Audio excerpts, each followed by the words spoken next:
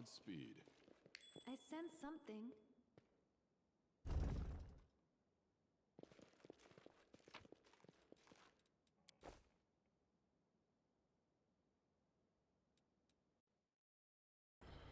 Alright, I think we got everything set up here. There we go. Goals of the Enduring Wizard.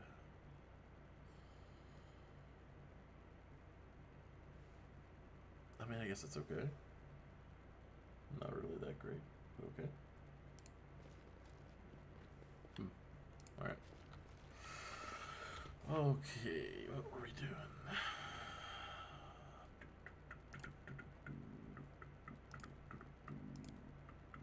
This guy's mansion, visit that guy's mansion. Got a bunch of house parties to go to. Alright.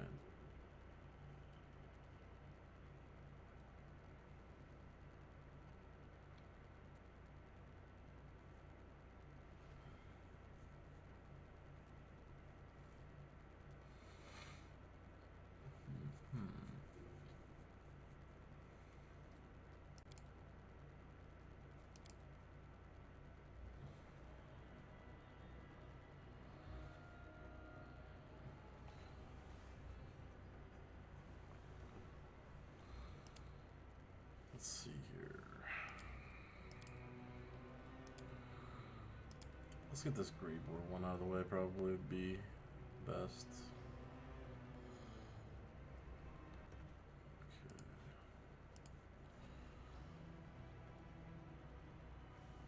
Alright.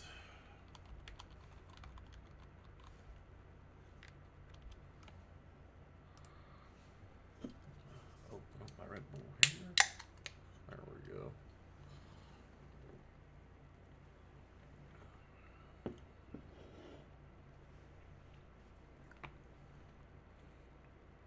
Okay. Alright, that's in the upper city.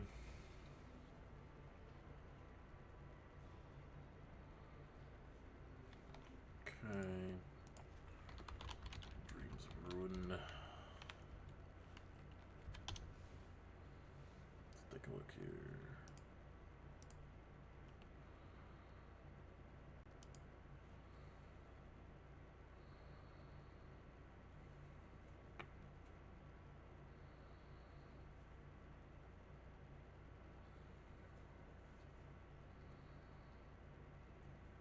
Ah, okay. Upper city. Okay, so once again, the upper city. Okay.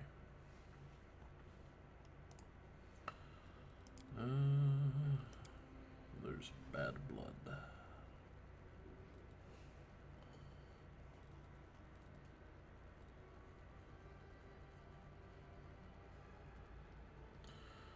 Find some expansion.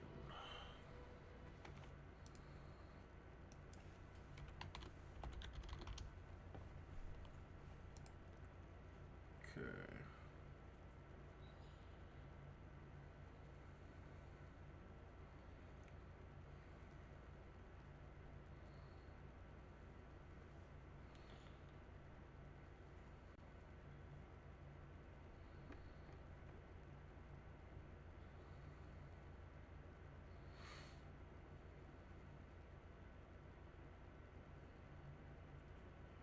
Let's see. Again, upper city. Okay. So everything left should be in the upper city then.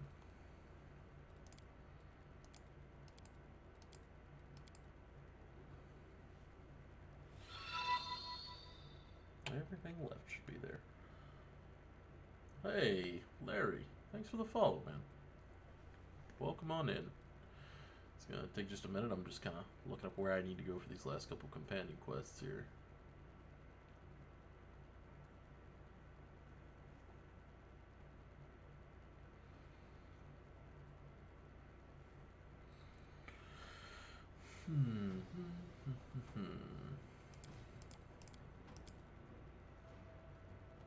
Alright. The other ones should be fine. Let's see. They kind of do themselves. Alright. So we just gotta get to the upper city. It's just a short portal right away.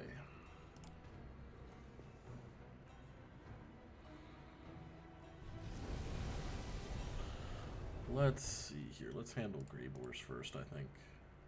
I kind of want to do Grey Boars first. So let's head there. Alright. House of Wicked Knowledge. It's in the northwest. Should be in Middle City? Yeah, we're in Middle City. Yeah. Alright. Let's rotate here.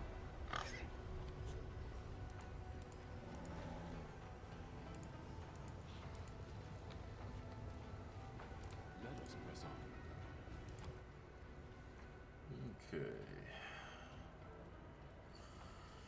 I think the 10,000 Delights was close to where we needed to go, because we need to take the passageway to the upper city.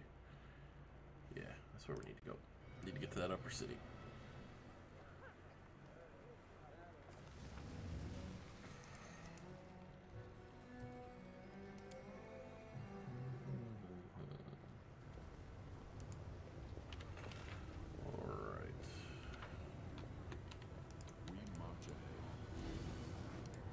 And off we go.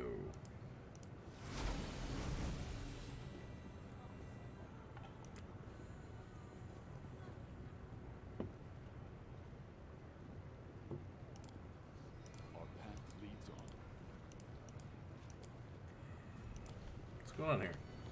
Oh. I'm not on my mount, that's why. Okay. There we go. Will guide us. Might explain it.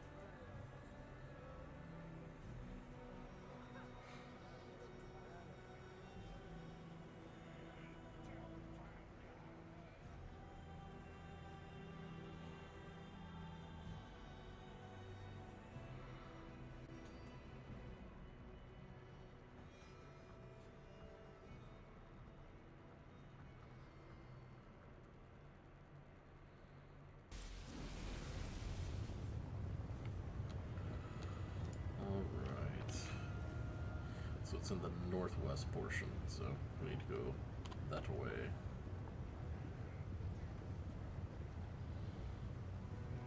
Yeah, make sure here. Yeah, House of Wicked Knowledge is what we're looking for.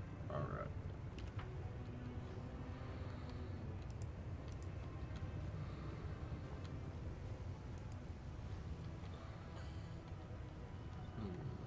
Is there another way around here? Oh, this is Dalmatia's. Okay, I guess we can do this one first. Since it's literally right in front of us. Alright.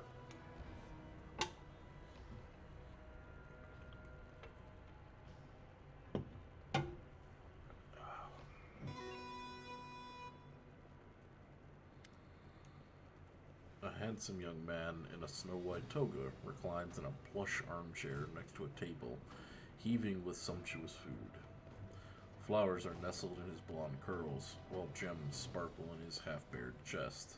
A boy sits on the floor before him, rubbing the soles of the man's feet with scented oil. The master of the house greets Arushale with a wave of his hand. Even the glittering ring cannot hide his black-scabbed fingers oozing with pus. There you are, my venomous butterfly. More beautiful than ever. I see that taking a stroll around the world of mortals did you some good. You're slimmer, and there's healthier flush to your cheeks, just like a doll. What is this? A souvenir from Galarian. A handsome one, isn't he? So fresh, so hale. You're barely used to him, I see. Yeah, watch your mouth, my friend. Order your slave to keep quiet, or I'll order mine to syrup his tongue as my next meal. Speaking of meals, please sit and eat. As I'm feeling magnanimous today, your mortal pet may also partake. Just look at this perfect table. I've laid in honor of your coming. See these grapes? Every single one is gilded, and this wine from the ruins of Aslant is older than any living mortal, many demons, and even some of the gods. At last, but certainly not least, behold our main course, a roasted drake. They eat us all the time, so why shouldn't we return the favor? Thank you. Urushale hesitantly picks one of the gilded grapes, puts it in her mouth, and chews slowly. It's been a while since I saw you last. What happened to your hands? He raises a disfigured hand and smiles innocently. Don't you remember what these hands did at your behest? It seems the nature of Azalta cannot contain all the freedom granted by the Abyss without sustaining a little damage. But it's nothing. It barely hurts. Go on, eat. This is all for you.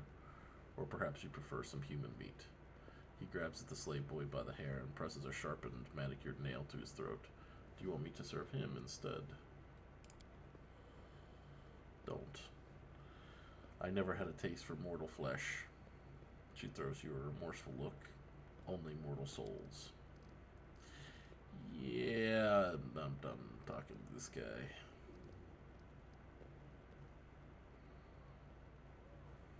Yeah, I'm just gonna kill you. You must talk to him. I've turned you into this. It's my fault. The fallen Azada laughs. What do you want about, darling? I'm happy now, thanks to you. Who I was back in Elysium, a destitute, good for nothing. All I did was flutter around, singing ditties, and now he gestures around the rich interior with his disfigured hand. I've got everything I could dream of. Treasures, slaves, the very best grub. I sleep in comfort and with whomever I want. They respect me in the city. I open my purse and they prostrate themselves before me. All my enemies are gone. What else is there to want? I am happy. This isn't happiness. Is it not? That's news to me. If having all your dreams come true isn't happiness, then what is? Fine, let your mortal pet be the arbiter. You there, human. What say you? Am I happy or not?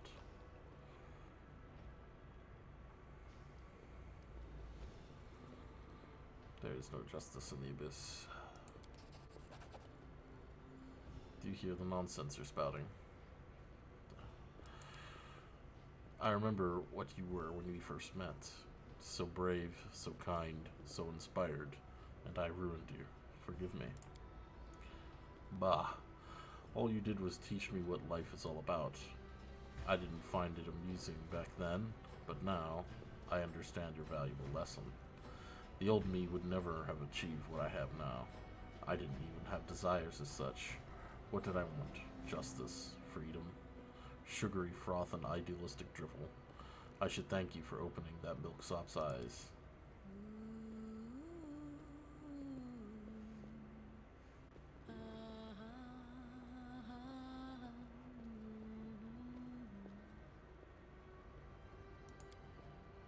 Enough. Stop that. It's making my head hurt. You want some music? Here's real music. He claps imperiously. 3 scantily clad succubi into the room and start playing musical instruments. Were you about to do The Devil Went Down to Georgia here?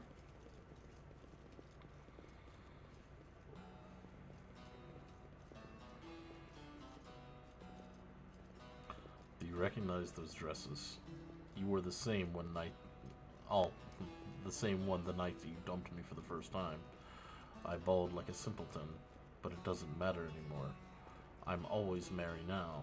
Every time I bend one of them over, I picture your face that day. Hey, which of you is out of tune? You. What am I paying you for? To ruin the strings? Give yourself 20 lashes.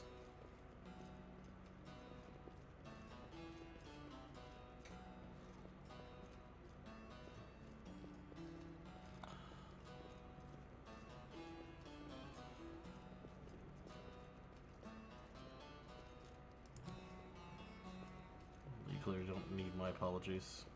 Let's have it your way. It's time for good. Stand. Uh-oh. He slams his fist on the table, staining the cloth with black pus. The other succubi produce whips and smirk at Arushale and you. You're not leaving this place again. You're mine by right, and you'll stay mine forever. But it's enough. I don't want to kill you. There's no need to fight. Let's go our separate ways and not hurt each other. Desna knows we've had enough of that already.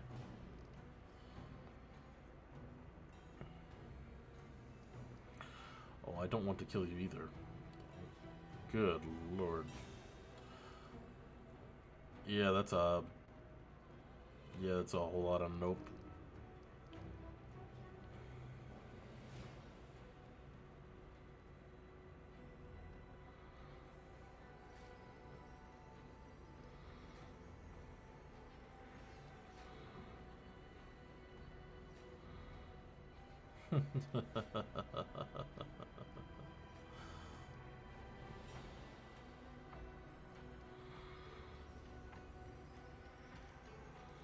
Been wanting to murder you since you opened your mouth.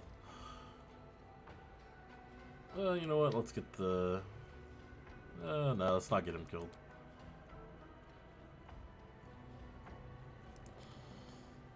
Defeat is not an option. Let's do it.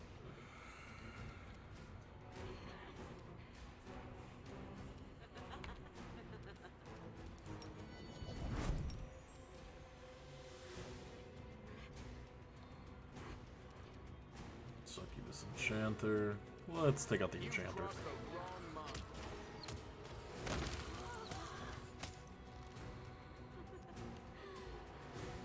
Meta Magic.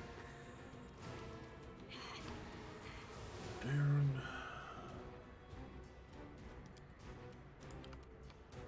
Ah, right, he can't do anything particularly brutal on his first turn.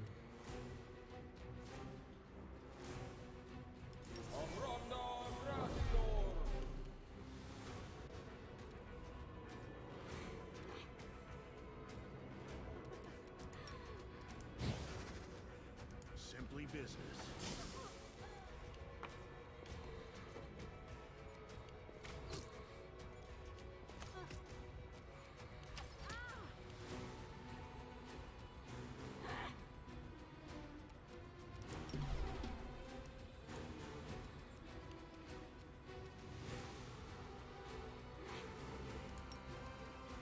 I will resist.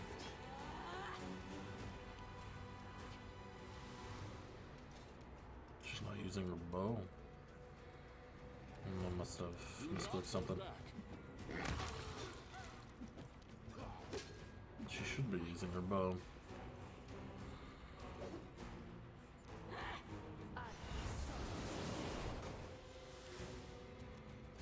Alright, Ember.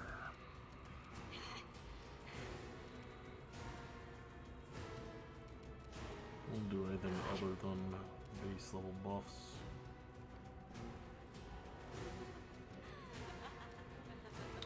You know what? Nah, let's just use fear. Fear will work pretty well.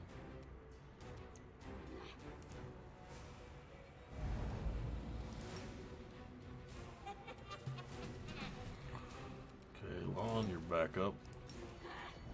You won't survive me.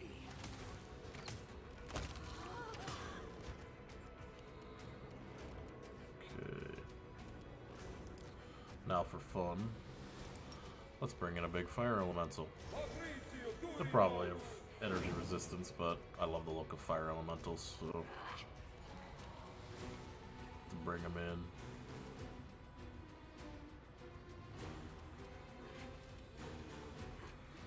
in. And we'll use prayer. Get our base buffs going. It's your time to cease to exist.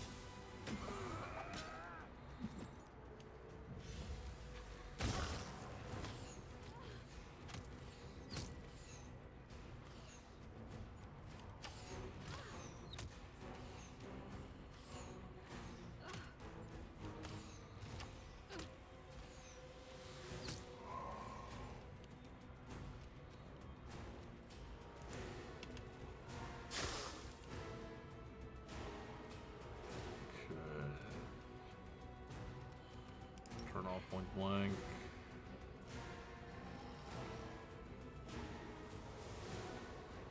Prepare yourself. Wait. Ah, I didn't check that, did I? Why is she not using her bow? Cannot be equipped. Oh, she became chaotic neutral. But that still doesn't explain it.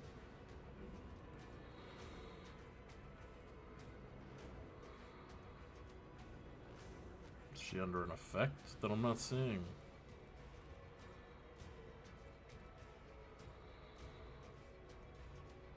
Oh, she's disarmed, right? The succubus is all charged her and he's disarmed.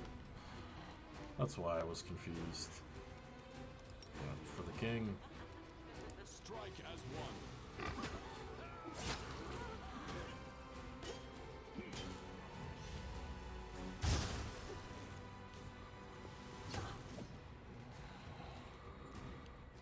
Okay, Ember.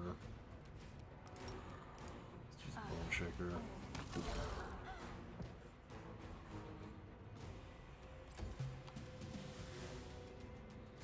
Endure this.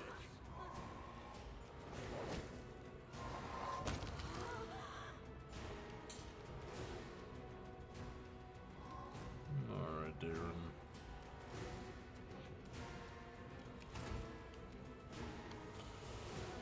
Okay.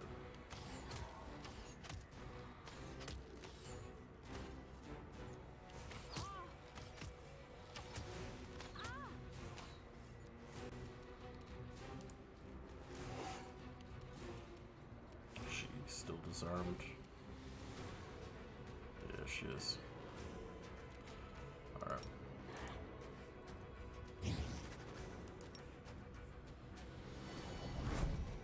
Attack! Contemplate on your mistakes. Okay. Let's throw protective look.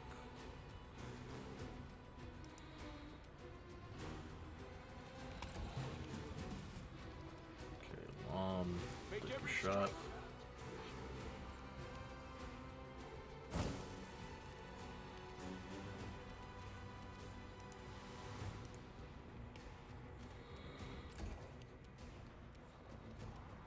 You're in my way.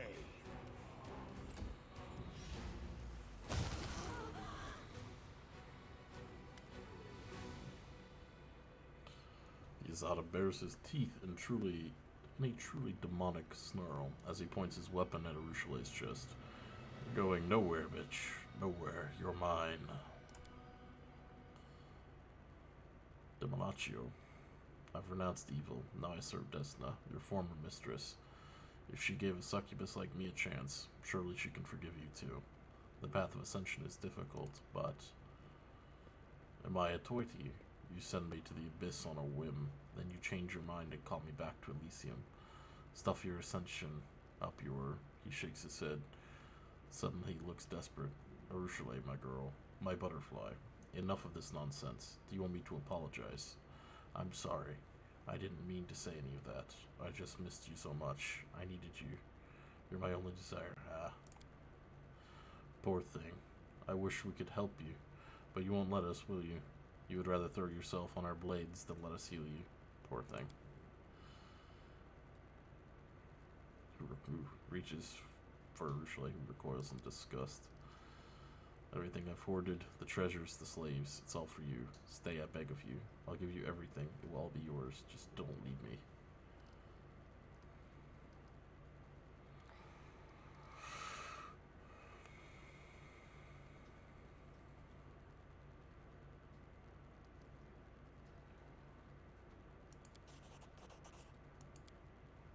You know, that's enough. For the last time, repent. Either follow me on the path to Desna, or get out of my way and let me go. It's like that then. I'd rather die than let you leave here alive.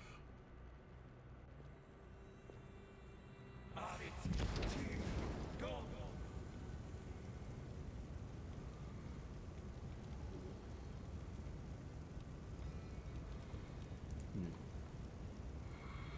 Well, that's something. I will defend my dream.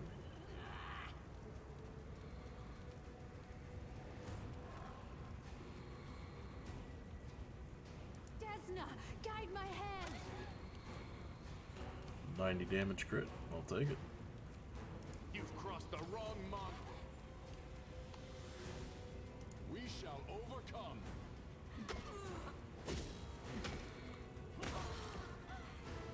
Do not hold back.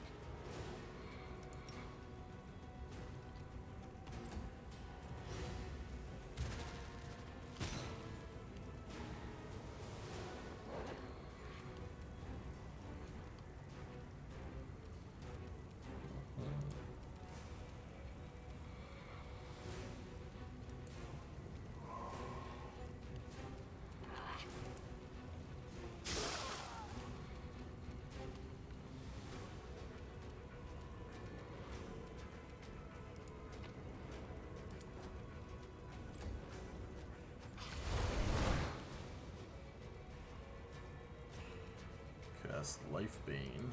Okay.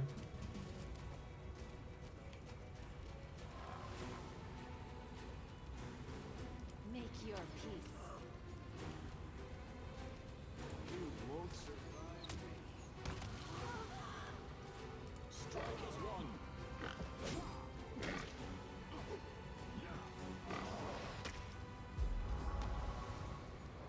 What did he just cast? Dazzled. Okay, it's not terrible. Out of my sight. Let's give him a little jab.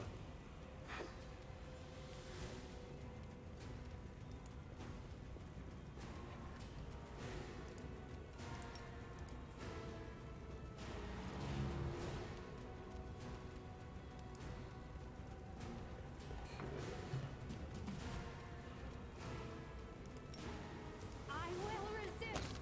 Down it goes. She kneels before the dead Azada's body. She closes his eyes and plants a kiss on his forehead. Forgive me, Demolaccio. Forgive me and farewell. There's nothing left for us here. Let's go.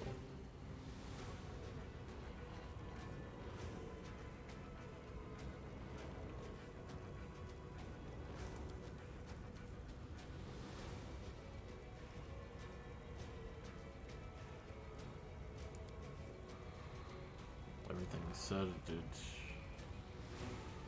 Choice and free will are just words that liars and manipulators use to justify their actions. I know this too well. It's easy to break a person's will, and the freedom to choose means little when you don't know your options. It's my fault, and my last chance to atonement now lies dead. What just happened here, everything he said, I need to reflect on it. Alright. Fair enough.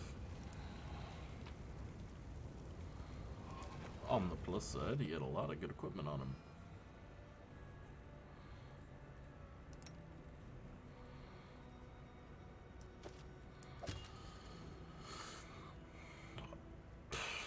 Amulet of Natural Armor 4, huh?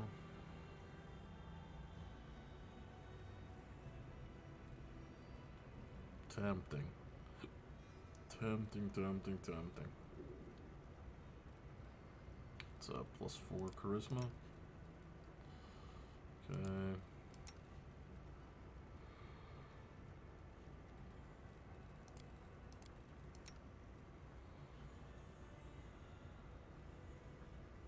You know what? There you go, Darren. Have almost 30 charisma, buddy.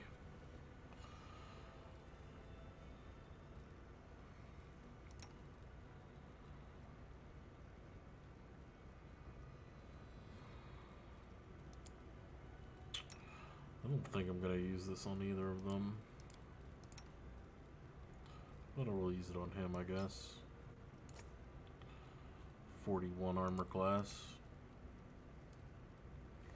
Should make him pretty hard to touch.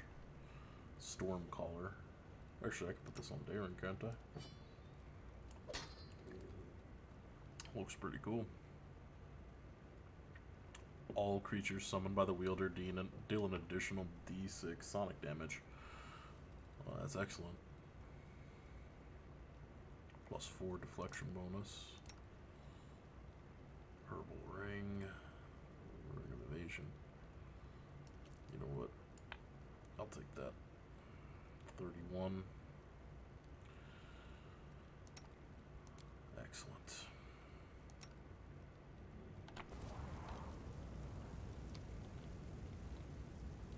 Missed me already.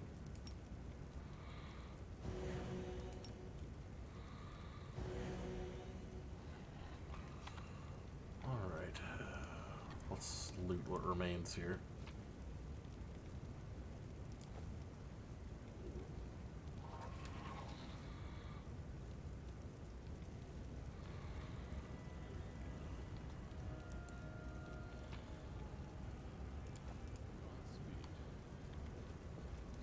I guess we can't save him, or... I will see this through. Maybe not walk through the fire. It's fine. Alright, looks like... Let's see... Yep.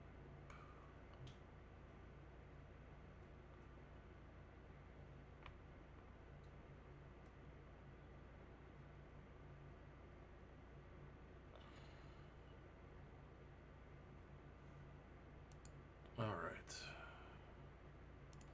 So that's done. Now we can head to a matter of reputation.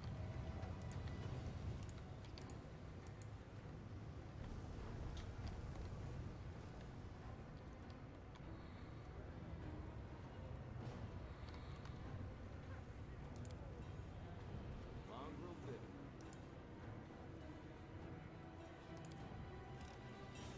I'm glad I was useful to you. Whenever the wearer of this helm becomes the target of a spell that deals electricity damage, his next attack deals 2d6. What's the problem with those kind of... See, the problem with those kinds of items is it sounds useful in theory, but it's so esoteric.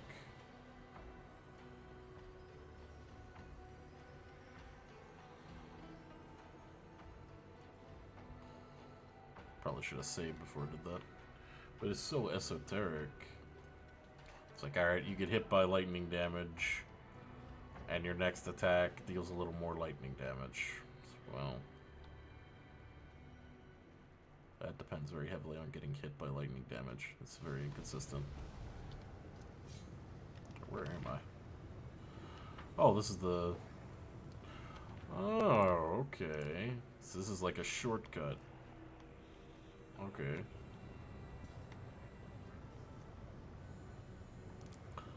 Okay. Deed is done. Alright. So I guess if I explored around, I might have been able to find that way into the upper city, rather than... Ah. Oh well. The absence of an answer is an answer too.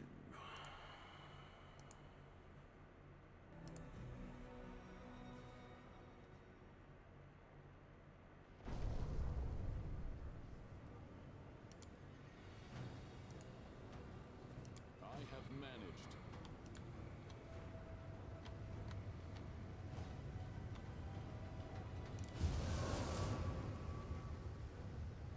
I guess I found a portal.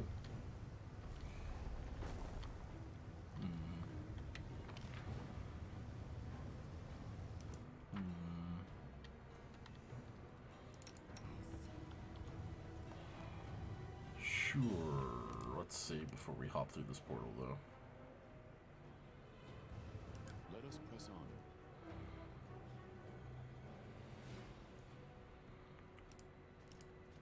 Something is not right here.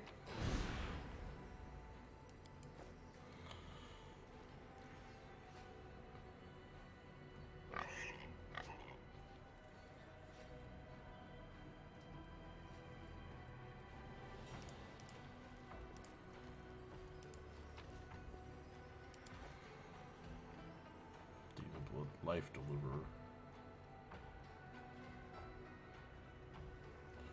Interesting.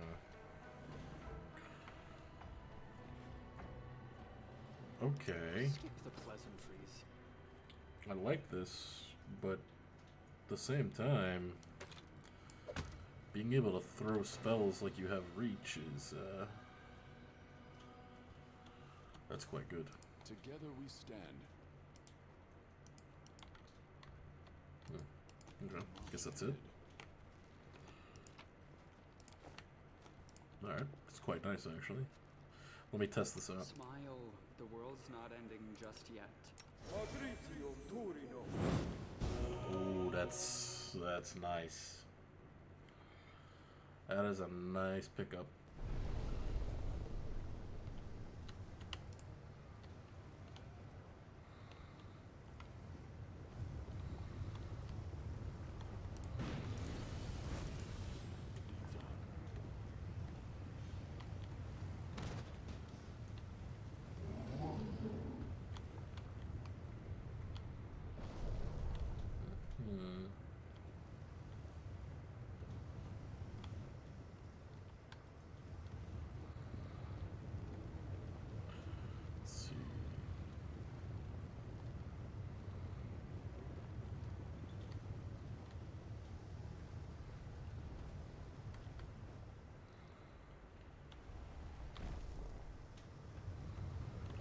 There's something to that over there, I think.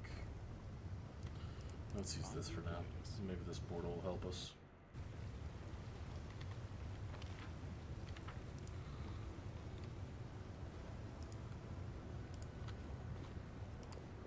Godspeed.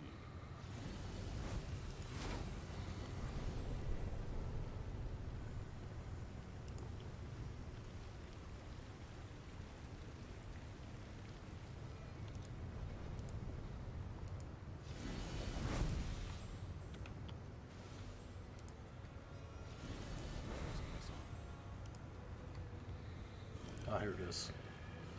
House of Wicked Knowledge. Let's do it.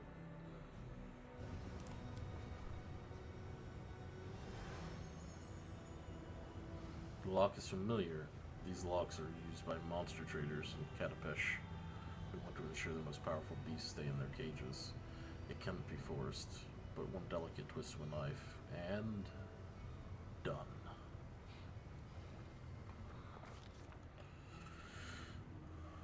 A hunt is a clash between the hunter's cunning and the shrewdness of the prey. When the prey expects a trap, the hunter's acumen is put to the test in trying to subvert such expectations. Willidus has proven he understands this fundamental principle. The commander bursts through the front door and freezes. For all the tales about the mansion supposedly becoming a citadel, no one is there to assault the unwanted guests.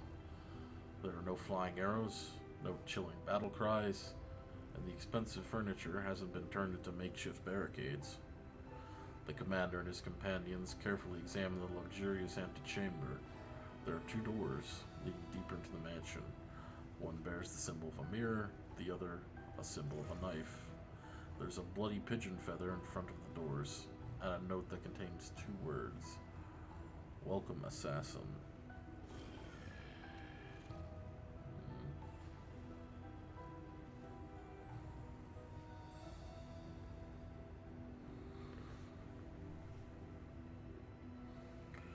The commander recalls that the bloody feather is a symbol of Shax, the Bloody Marquis.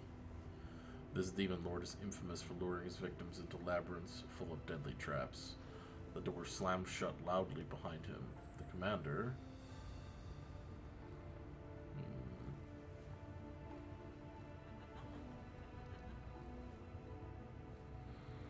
Let's go to the mirror symbol.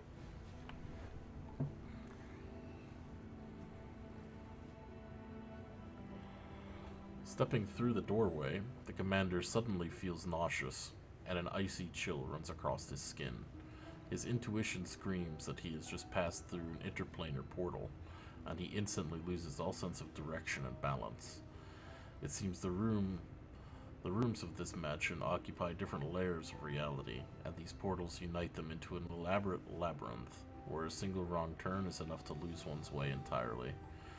Greed and arrogance are traits inherent to almost all demons, and the lord of the mansion seems eager to prove himself without equal in the indulgence of both of these vices. The door leads into a magnificent sitting room. It hasn't been furnished in a manner indicative of tasteful refinement. The lamp reflections sparkle on gilded furniture. The floor is covered in elaborate mosaics. The shelves are full of expensive trinkets, as if all this luxury wasn't enough. The whole room is reflected back again in the giant mirror that covers the entire ceiling. As soon as the commander enters, the mirror's surface ripples, starting to bubble, bulge, and ooze like molasses. It sends its tendrils towards the outsiders, and a single touch from those appendages pierces the flesh with a sepulchral chill. Break the mirror? Yeah, sounds like a plan.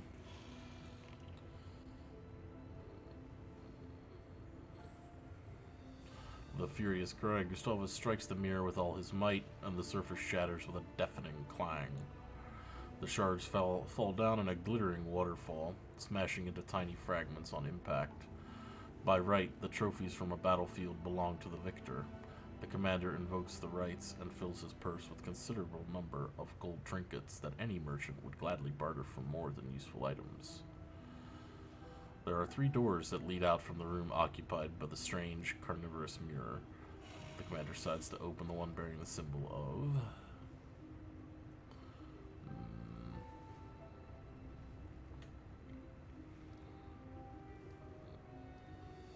tooth-filled maw. Why not?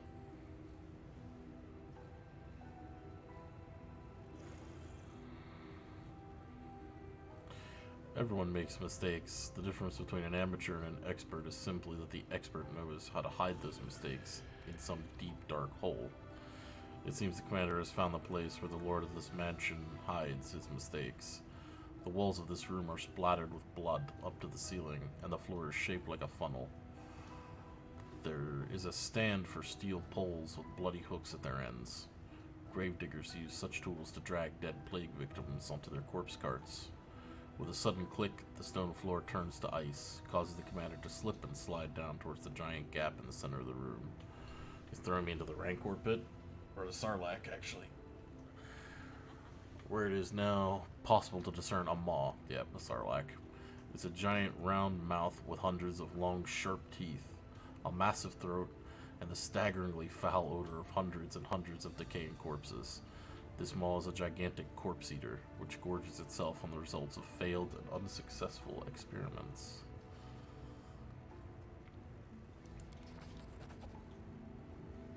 Gustavus narrows his eyes and jumps straight towards the gaping maw of the beast. What at first seems to be a suicidal act turns out to be a flawlessly calculated attack. Gustavus delivers a deadly blow to the creature's inner organs, causing something inside to burst with a loud squelch. With a chilling shriek, the monster dies, and its frightful jaws stop moving forever.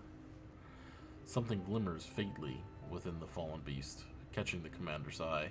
The crusader, who is brave enough to delve inside the carnivorous monster, is rewarded with a trinket that must have belonged to one of its victims. Apparently, the trinket was too durable to be chewed up and digested within the monster's putrid stomach. 3 doors with different symbols lead from the monster's lair. Upon reflection, he decides to open the one with a pair of scales. No matter how gleefully the lord of this place mutilates flesh, he is first and foremost a scientist, and a scientist by definition is a madman who can put shame to any giggling maniac with a knife. Therefore, it comes to no surprise that his laboratory is furnished with care and order, and there is no hint of the tawdry luxury found in the other rooms. There's a multitude of flasks and vials with potions resting on the tables, and the cupboards are full of jars containing brains of all shapes and colors. As soon as the door closes behind the commander's back, a huge silvery autoclave opens with a wheezing clang, emitting a wave of foul-smelling brine. A hideous homunculus covered in glistening slime crawls out of the autoclave. Its liquid, malleable body constantly grows new limbs, eyes, and mouths, absorbing the bits and pieces it no longer requires. It seems the monster can't decide what shape it should take. It stares at the commander with malevolent intelligence. It seems it has better mental faculties than most alchemically produced creatures. The homunculus giggles repulsively as it grabs at a vial full of acid and aims it at the commander's head.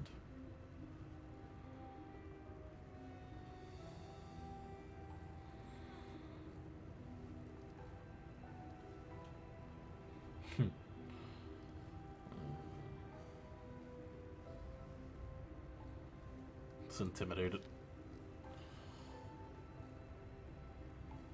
Gustavus takes a deep breath and produces a frightening roar. The homunculus wails in 3 different voices and flees rapidly. Its multitude of thin little legs meld to produce 2 stout, muscular ones before turning into the flexible tail of a snake. The homunculus finds a narrow hole and crawls inside. It continues to whimper as it peers with its saucer-like eyes.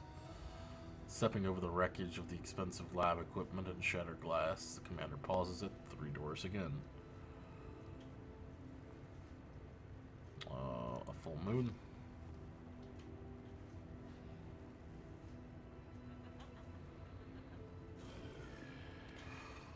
Commander enters a magnificent bedroom and ends up knee-deep in a seemingly bottomless pile of soft blankets, fuzzy rugs, plump feather beds, and other covers of all sorts and shapes. They allure and promise the sweetest dreams, if only Gustavus would lie down and close his eyes.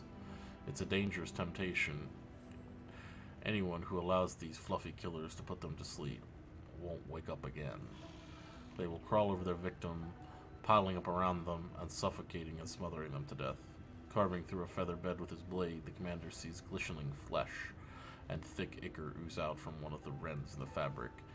Yet no book has ever mentioned such strange and bizarre creatures.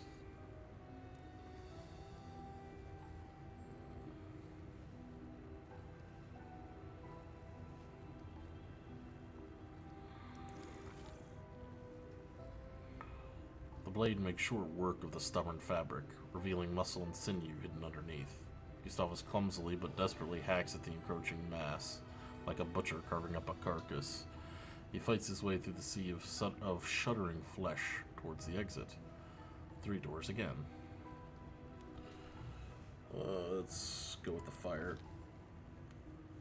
Finds himself at a long stone passage.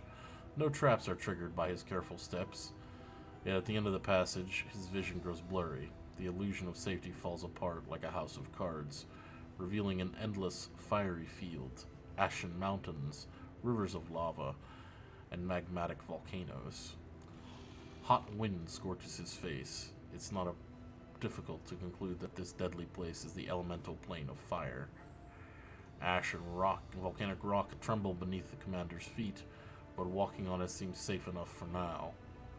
The only escape route is the distant 3-way arch of a rough-hewn stone containing the 3 familiar doors. However, in order to reach it, the commander must find a way past the river of fire, in which tiny islets of porous stone are just barely visible. The river spews out tongues of roaring flame that land on the banks and crystallize into dark glass. As a result, both banks of the river have become steep, jagged cliffs of obsidian.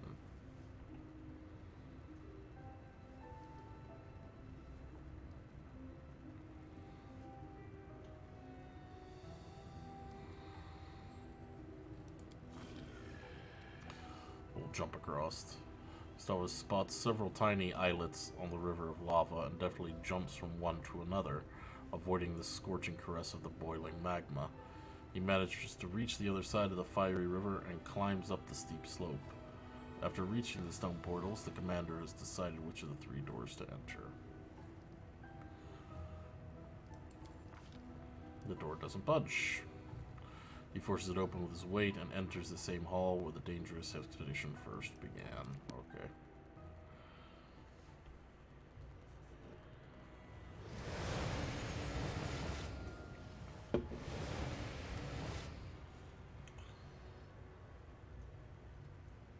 Okay, we found Willidus. More blood larvae showing up at my palace. I'm getting very tired of these visits. Whoop.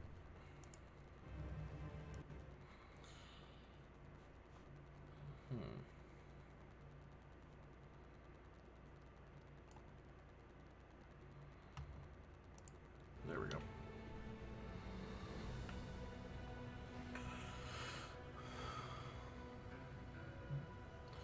What a freak.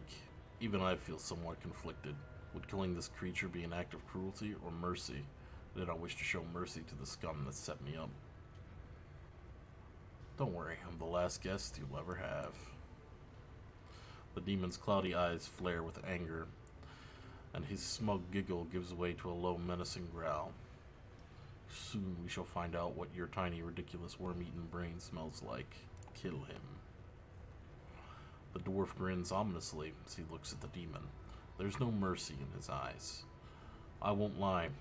I've been waiting for this moment. Tomorrow morning, my reputation will be spotless once again. Sweet dreams. Let's have some fun.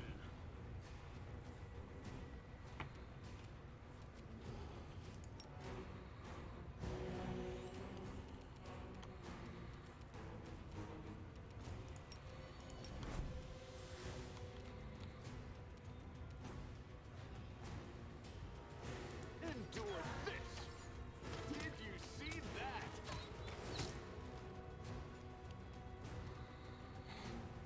Prepare yourself. Oh, I should have put true sitting up. I didn't realize I had concealment.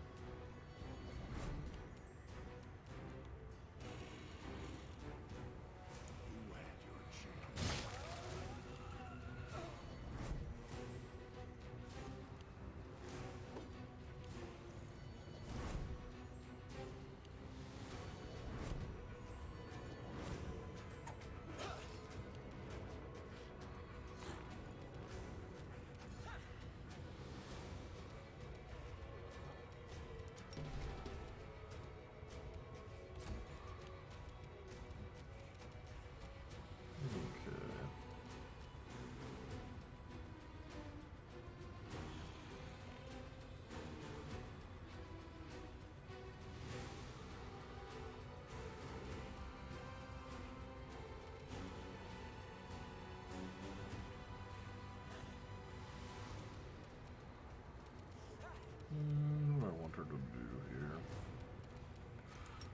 expect greater heroism on Urushala.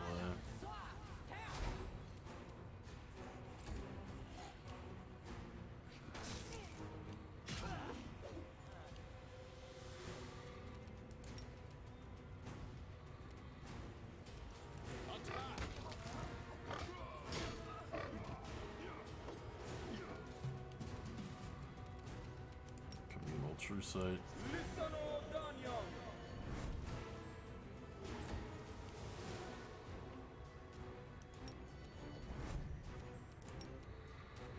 Make every strike count. Your performance is lacking. You are lacking.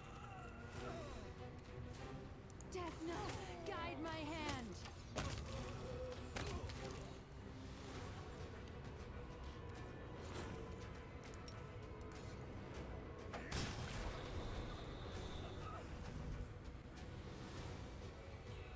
The projection is that of a tall female demon. Unlike many of her kind, she seems slimmer and less stocky in build. Upon closer examination, you realize that her thinness is caused by an extreme emaciation, which makes her look like a withered tree. The skin on her neck and wrist bears the mark of shackles, and her body is covered in the flaming seals of Baphomet. Lowering her eyes, the demon addresses you quietly. Allow me to congratulate you. The short work you've made of Wilderness proves you are a true professional. I am Horzala, and on behalf of the Assassin's Guild, I congratulate Greybor on completing this contract. You have fulfilled the order we received for Wilderness's murder, and therefore you have the right to collect the bounty, even though you are not a guild member yourself. I'm sure you also have many questions about what happened. I doubt our guild is hard to find. There's a notice board at its entrance where the assassination contracts are posted. I'm not sure what reward awaits us, but I truly hope it's a considerable sum of gold, and not a meager payment served up at the end of a blade.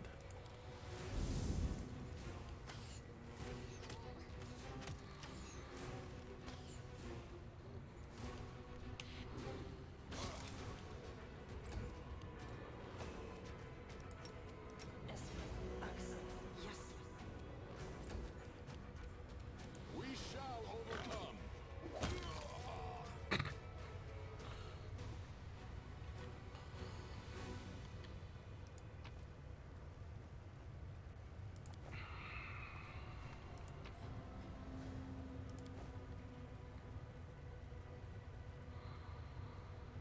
Defiler.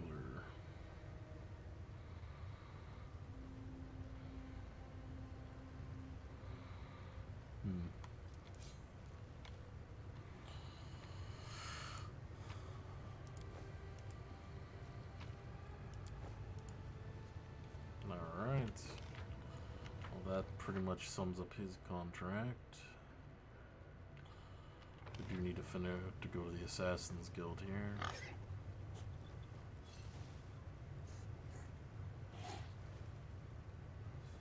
Let's see here.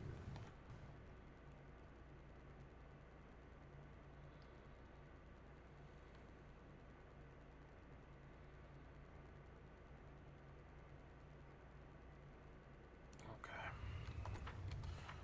We also have, before we run back there, we have Bad Blood. And then we'll head back to the middle city and turn that in.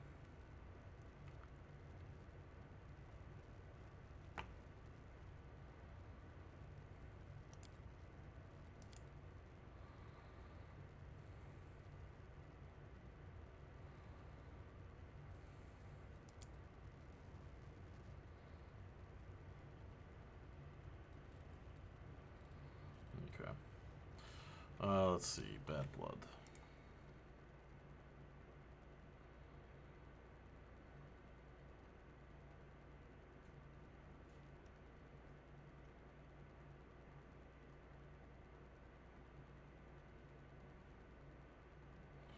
The southwest portion of the map.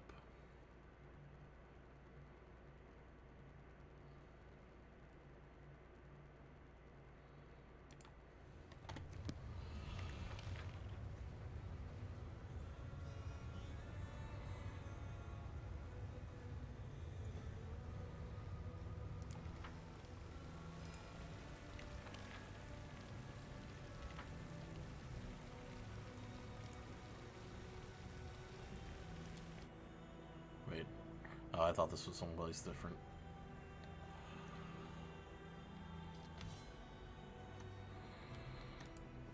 Can't hide from me. We march ahead. I thought that was actually a way down. Let's see. There we are. Oh.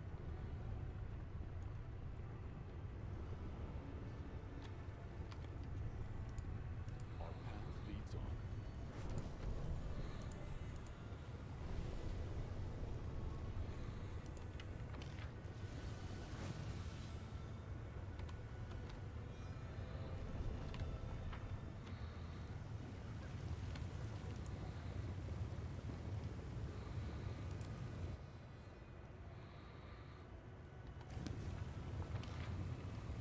Let's see.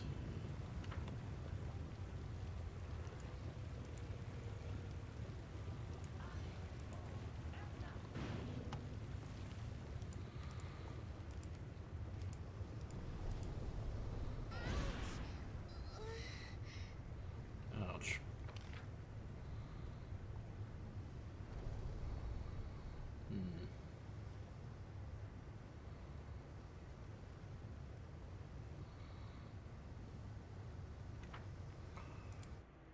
Maybe it's this place.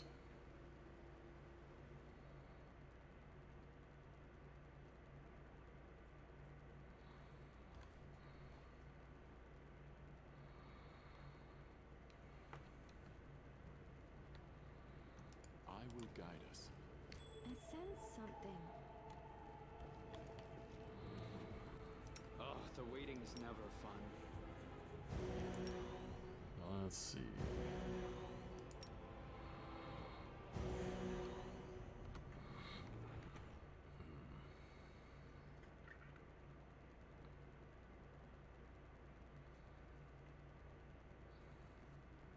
Let's see here.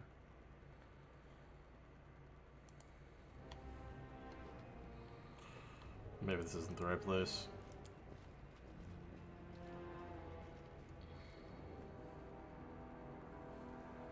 Let's look around a little bit. Maybe we can find the right place.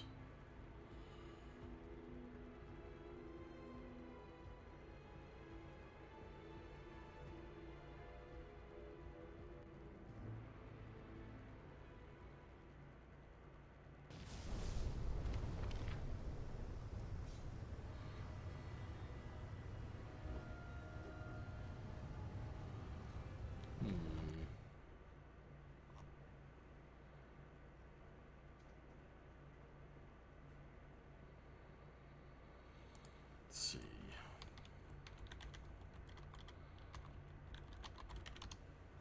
Let's see here.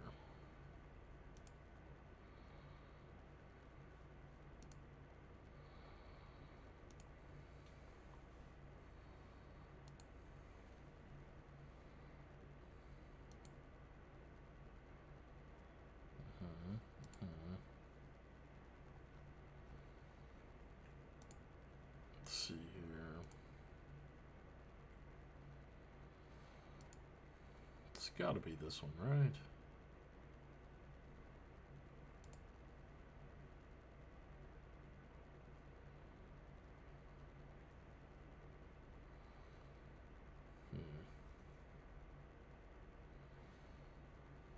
Take a look here. I think this is the right place.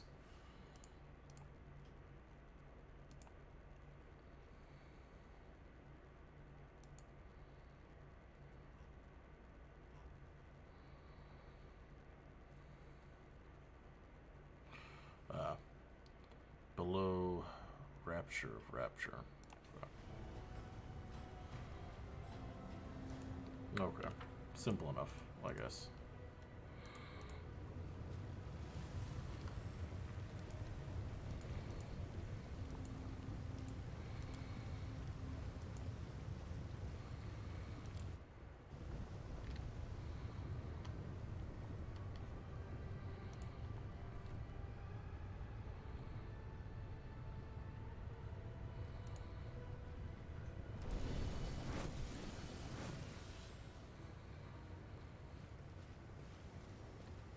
Come on, fellows. Godspeed. There we go.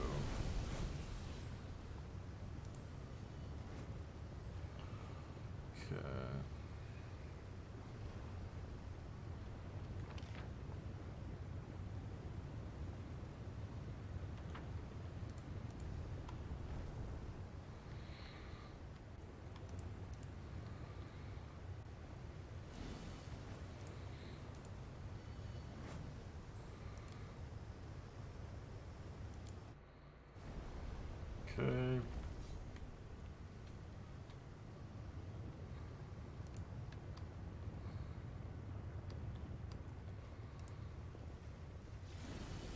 We march ahead.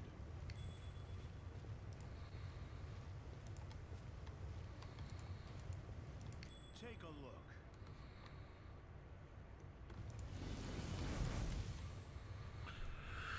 Lon drops to his knees, and his breathing comes to a rattling gasp. He looks at you, trying to say something, black liquid bubbling from his lips. His human eye has turned white, and something viscous and black slowly trickles from it like tears.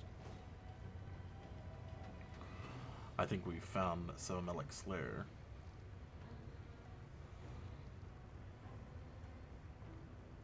You've always been a good-looking guy, Lan. The Warpaint stats your peel. It's just my black humor finally taking physical form. Pay no attention. Gonna be able to fight him. Alright, let's finish him. I will fight. I'm ready.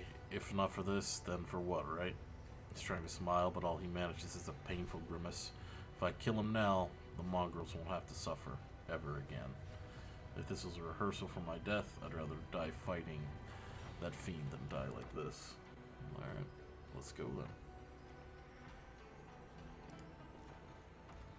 Make sure we save.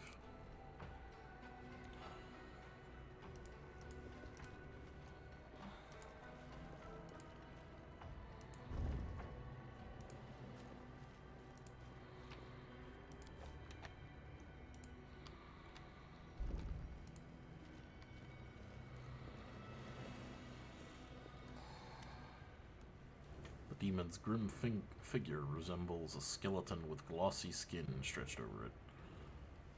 It hovers above you, a sea of eyes glittering hungrily in the darkness. The mongrels have been trained well, and they make not a sound as they await their master's order to attack. My child, you have finally come to me. It took such a long time to find your father's home. I called and called. I started to think you couldn't hear my call, couldn't feel my touch, but I see that you do. Your body reacts to my presence. Black tears shed for a great sin. They mean my poison has penetrated deep within you. Lon, that's your name, isn't it? I accept you, my prodigal son. I will accept you if you want to join me. How do you want to be initiated? With my poison in the flesh of an innocent victim, like all your kin, to build your strength? Or will you let me thrust my stinger in you? This will either kill you or make you the greatest of all my mongrels. Decide now, while I, your father, am feeling benevolent. The chamber grows darker, almost as if Savamelik is absorbing the light. Lon falls, trying and failing to get up. I'd rather die than serve you. His voice lowers to a dull growl, and you are not my father, you freak. You know so little, you weak, pathetic mongrel. I made you, you are my creation, and you will return to me.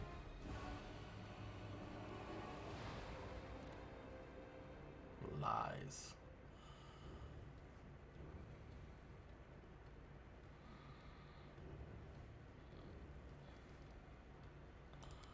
Time to die. Didn't the call of my blood bring you here? Didn't you feel the deep-rooted submission to your creator that dwells inside each of my children? I remember their pathetic forebears. Yes, and I was that filth. I was the sweet poison that corrupted them. I'll tell you a story, my naive commander. A long, long time ago, when stupid mortals thought that one crusade would be enough, angels came down from heaven to fight among you. Quarrel, a child of light, led a troop of crusaders deep into the wound. Shut up, scum. They walked for many days and lost their way. The wasteland seemed a labyrinth to them, as if someone had confused them on purpose. They ran out of food and water. Despair and incredible, rabid hunger overtook them.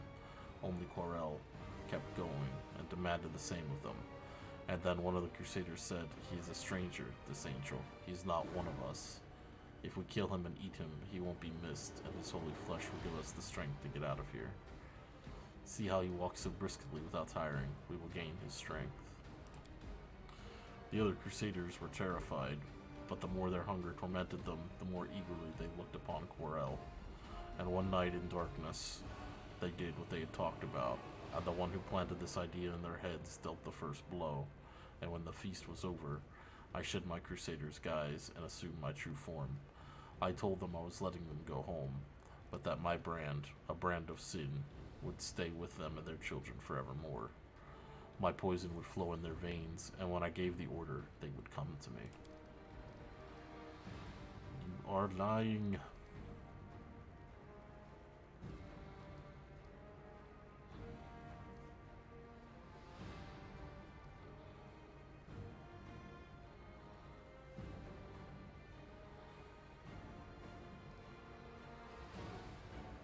This time you paid.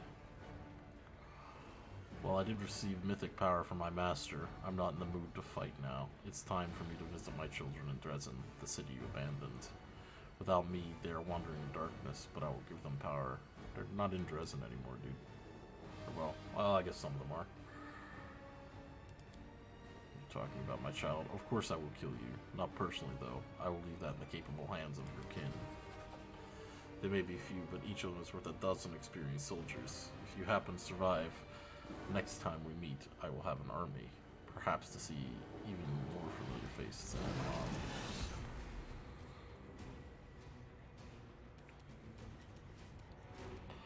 Alright. Let's just start this off right, make sure. Okay, everyone already has it. Alright, cease prayer.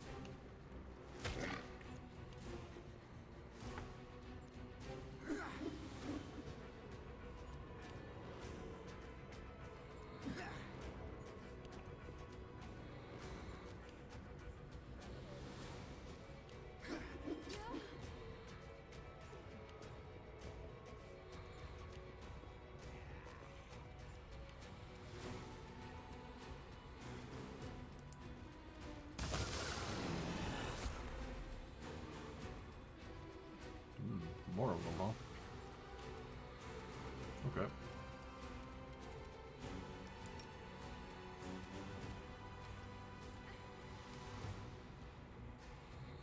Wait.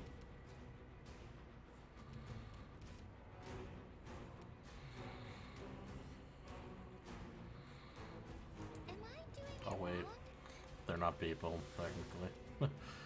Don't tell Lana I said that, but according to the rules, they're not people.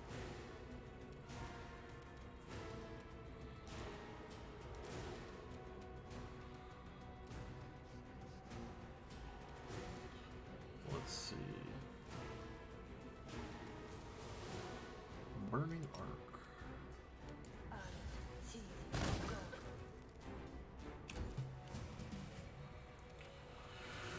Okay, let's block them in there. I don't feel like dealing with this whole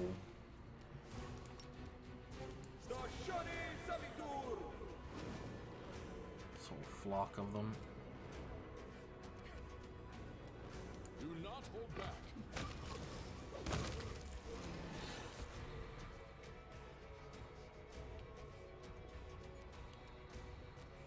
I will resist.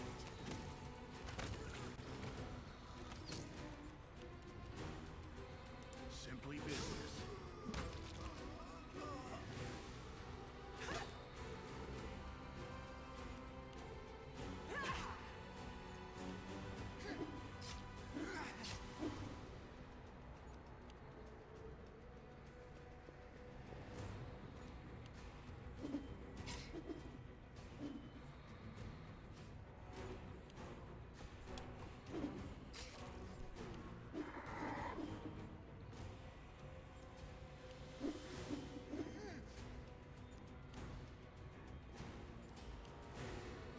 She will spawn regular skeletons.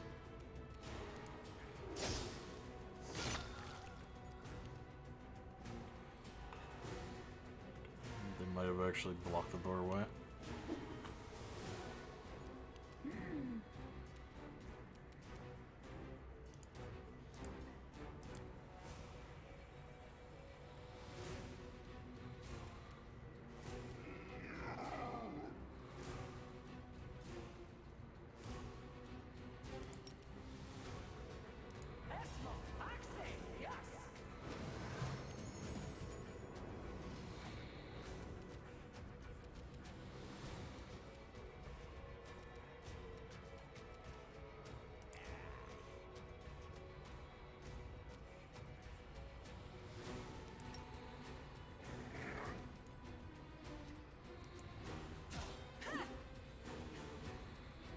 Ow.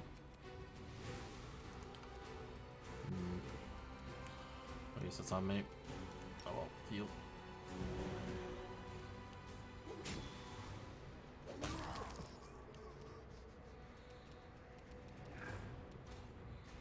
Let's see here.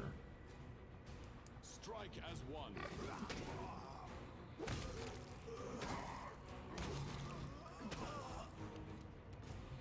Prepare yourself.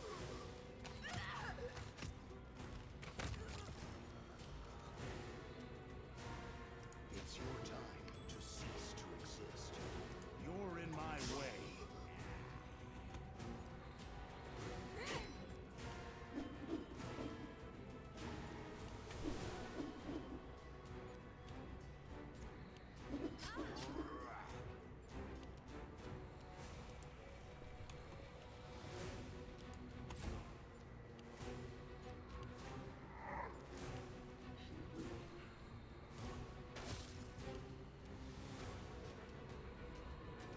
Big bone shaker.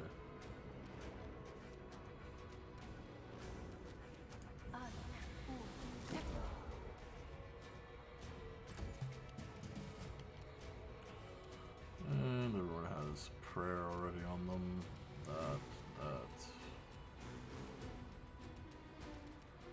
I'm not gonna waste anything else really. I could use fear or something.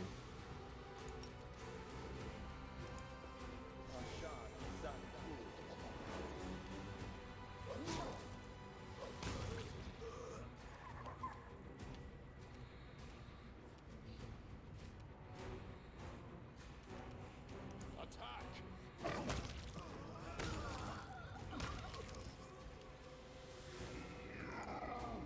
Oop. Well, Something is not right here. that's fine. You had your chance. Simply business.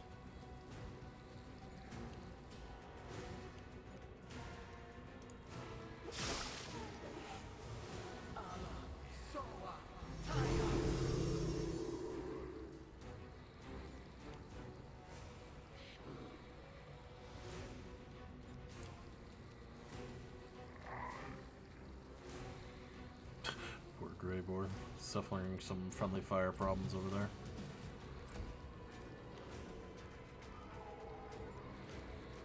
No, let's not We stay shall on that. overcome. Do not hold back.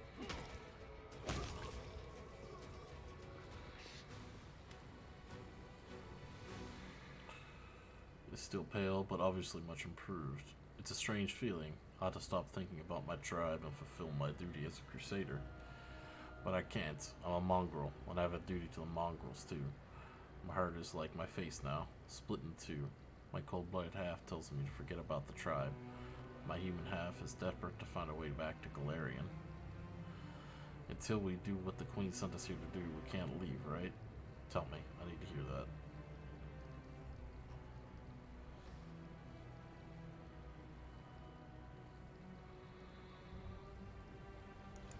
Let's the way out. The sooner we finish here, the sooner we return to Dresden. Thank you for not abandoning me and for your words. I'm gonna make the demons regret the day he was spawned. That is my duty, and I will see it done. A lot of dead mongrels here. It's a lot of stuff. whole hell of a lot of stuff.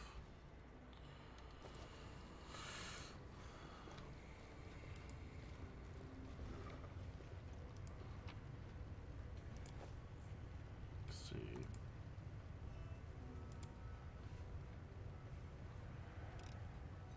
I finished here. Is there more? 30 units of ammunition.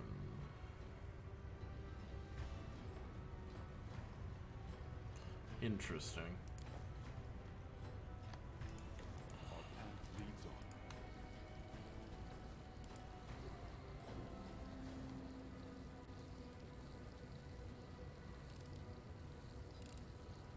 I finished here. Is there more?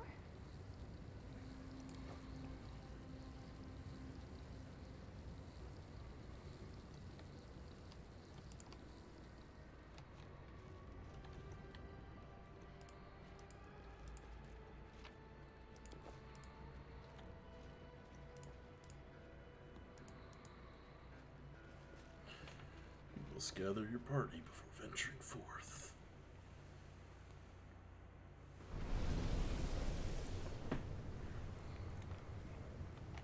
Nice.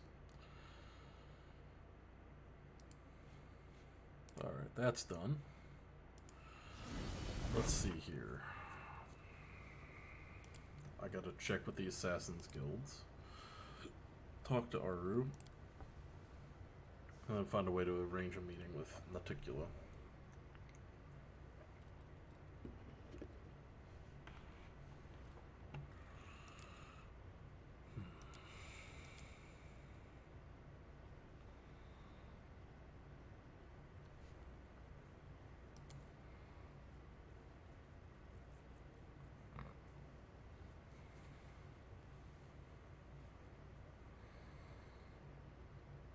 Let's see here.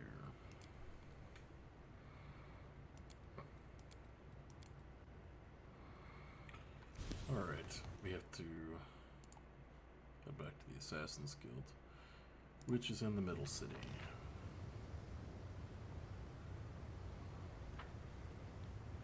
Is there a portal anywhere around here I can use? I will guide us.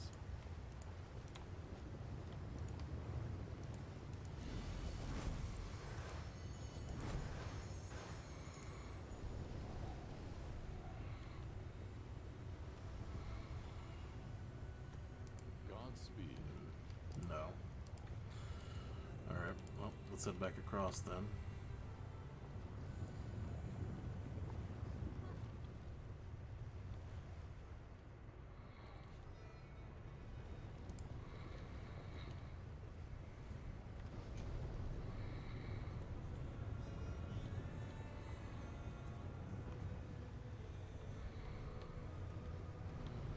Oh dear.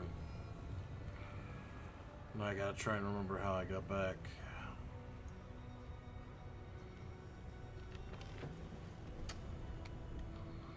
Let's see.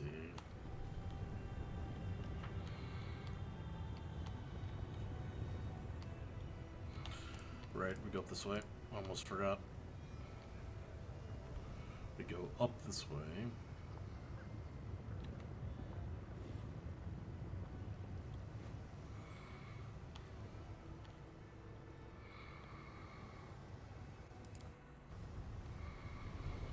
Portal down.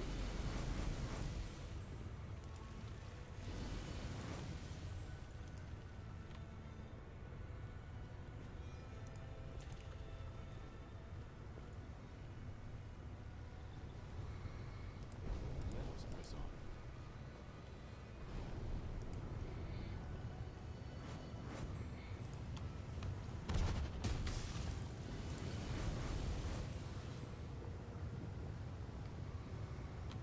Let's see here.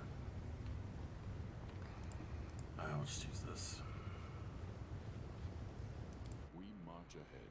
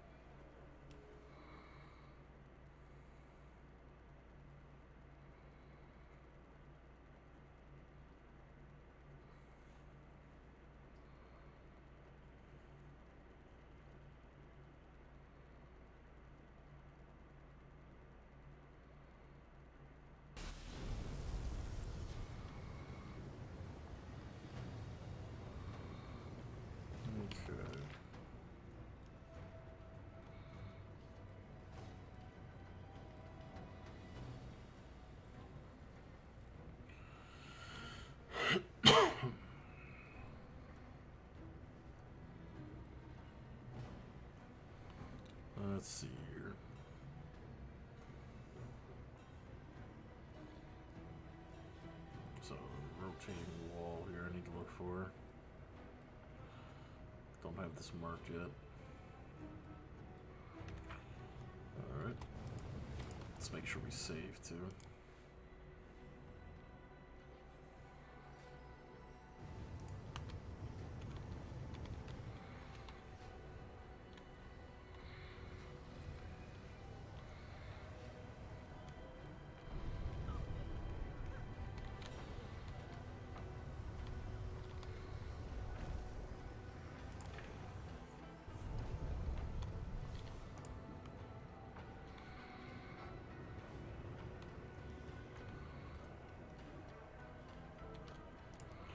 Check down here.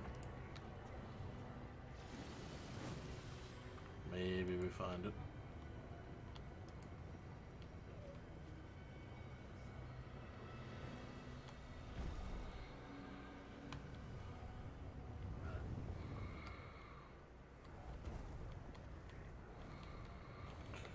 Okay.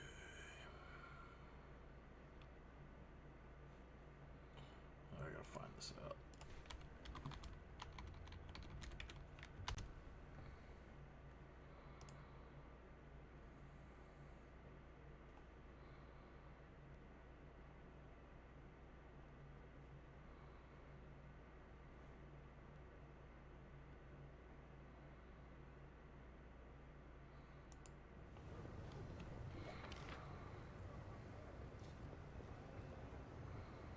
Ah, there it is. Okay, it was marked.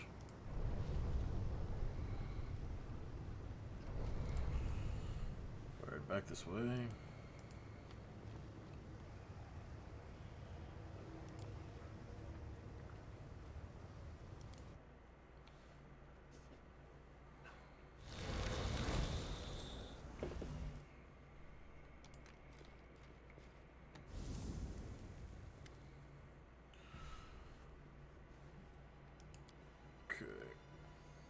Look who's here. It's the arrogant Galarian who disposed of our poor Willidus. He catches your eye and frowns slightly, giving a pointed glance towards his bodyguards. You aren't about to do something stupid and start a massacre here, right? Can we just talk?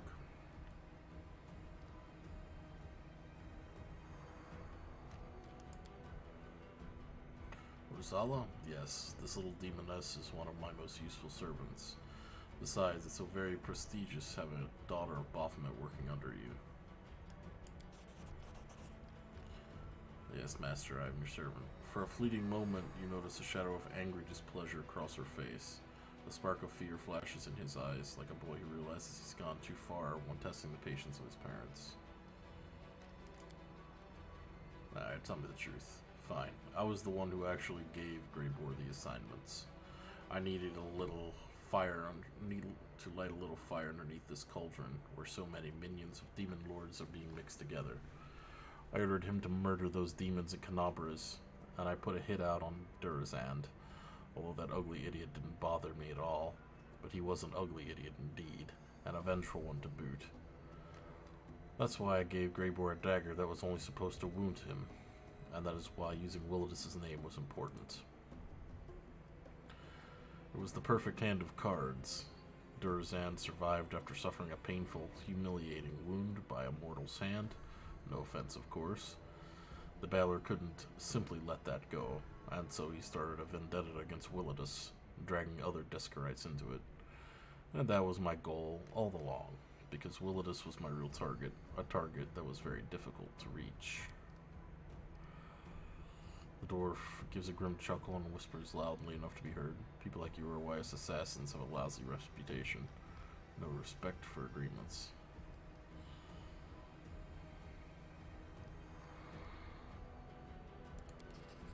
You expect an assassin to be honorable? What concerns me is not the contract killing itself, but the fact that I haven't been paid a single coin.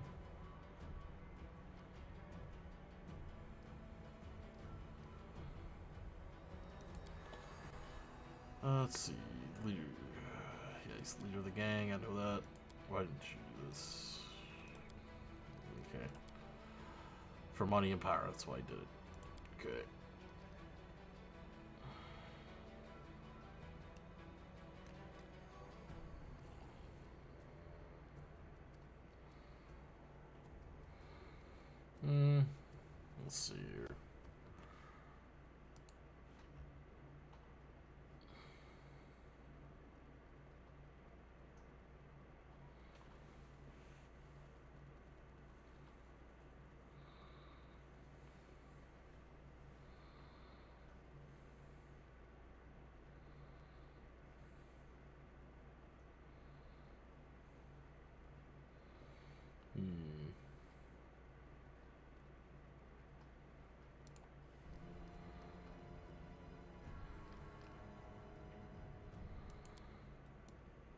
there, dwarf, if you kill the Scalarian. The Scalarian is paid for my services in advance. When I accept the fee, I'll make sure the job gets done.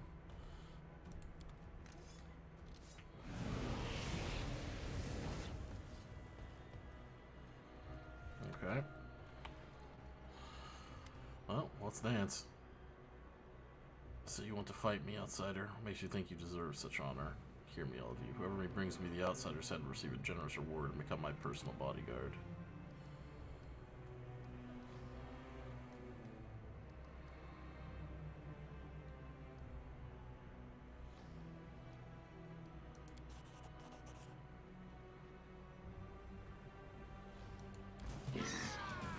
Anyone want to leave with their life? No? Alright then. That's fine. Desna, guide my hand. You guys are all within Was made for. 30 feet. You're all within sneak attack damage range.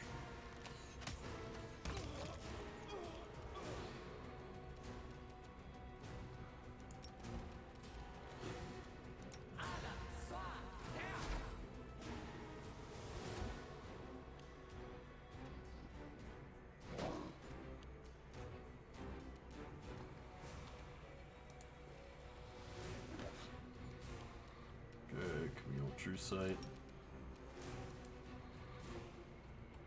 Oh, well, shit.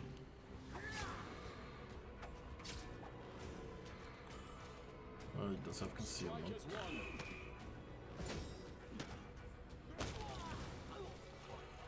The crowd of assassins looks fearfully at the pile of corpses at your feet. None of them are eager to share the fate of those brave few who attacked you, no matter what prize Yaz has offered. Well, well, you vanquished the lowest of my henchmen. Let's see if you're a match for the three Tigers of Sin. Three monks step forward with sinister smiles on their faces. They assume combat stances with the casual grace of true masters. We are the three Tigers of Sin, martial arts masters from the island of, bade us to seek the way of truth in the house of perfection, but their masters are blind with arrogance. The truth is pure, and only pain can purify. The pain of training has tempered our bodies, but not our souls, so we abandoned our homes and descended into the abyss, so that we could indulge in sin. Temptations tear at our souls like scorching winds, and through this agony they approach true completeness. Viciously murdering you and torturing your companions, this is but another step. If it's pain you seek, then you shall have plenty.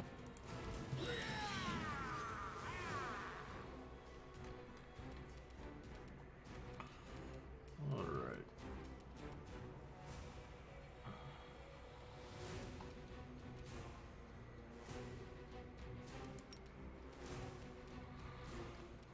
Give me that.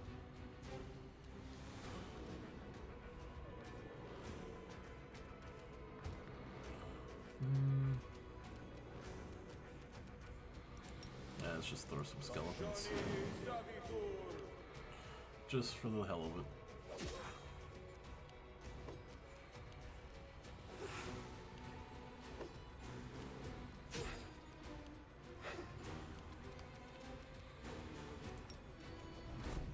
You won't survive me.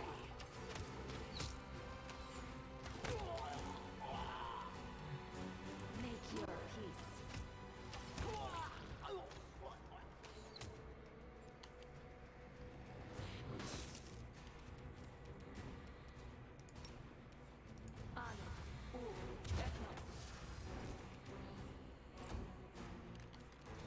Attack!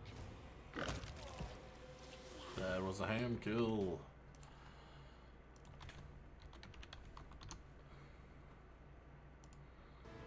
Oh, I forgot to actually add it.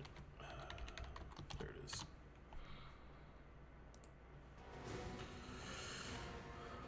It was a worthy fight. I bow before your mastery, my lord. Seems the Galarian is populated by weaklings. Boulder, Blood Moon. Deal with this insolent upstart. You now face a giant demon with bulging muscles and a succubus dressed in dramatic scarlet attire. Crimson sparks curl and flicker on the tips of her long nails. I I don't know who you are or where you're from, outsider, but your journey ends here in the light of Blood Moon. You shall pray to her, pray that your agony comes to an end quickly, but Blood Moon knows no mercy. Better drop your weapons and run, nameless boy, although you won't run far. It's either us or them.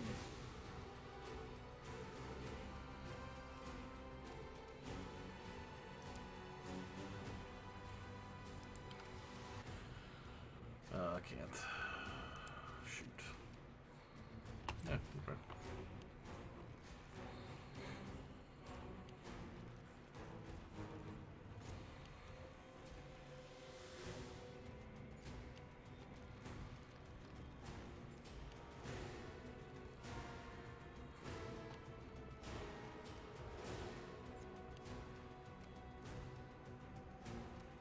I will resist.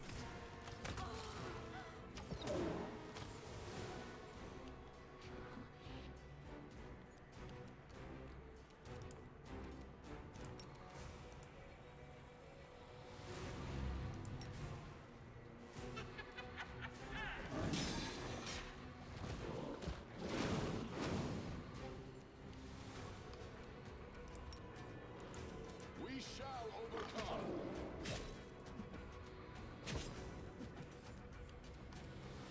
It's your time to cease to exist. Endure this. Is this a mock fight? Bleeding profusely, the weakened sorceress reaches out to the giant motionless body of her partner and whispers through her gritted teeth. Boulder, protect me. I will survive. I will.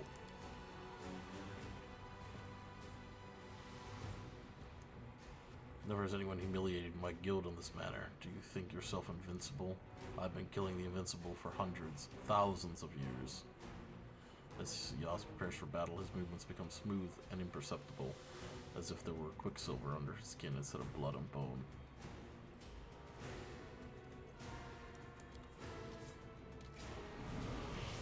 Finally, a worthy opponent. Our battle shall be legendary. Prepare yourself. Make every strike count. Do not hold back. Damn, he's very hard to hit. And then again, so am I.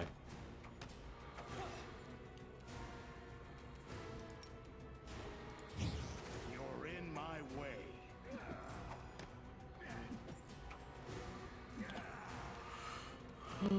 Okay. Let's see. What's his AC looking at? 36. That's weird. Shouldn't be that hard to hit him.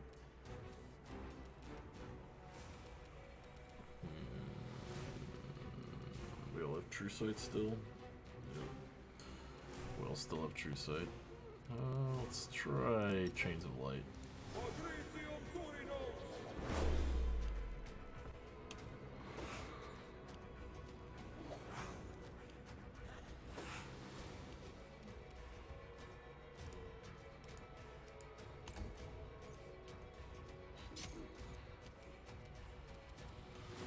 Let's see.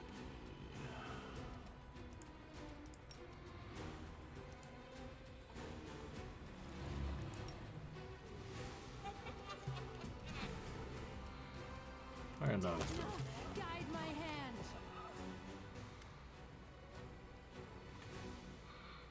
Glory to the victor. I admit my defeat, and I'm willing to ransom my life. No.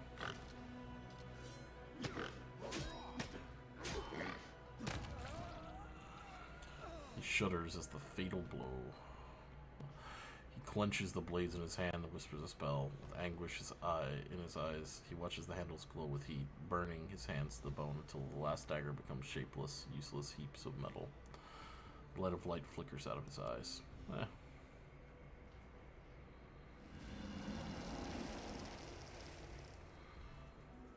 Yes, she hovers over Yobs' corpse. She watches his dead body with disdain and whispers a curse.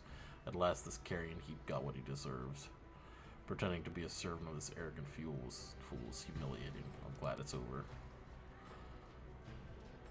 She looks down on you with a resolute imperiousness befitting a true daughter of Baphomet. Her voice is severe and commanding. This fool could never pass up an odd opportunity to swindle someone dangerous. Luring him into a trap was easy enough, and now he's no longer in charge of this guild. It belongs to me now. So please accept my apology for my predecessor's mistakes and leave. I think our business is concluded.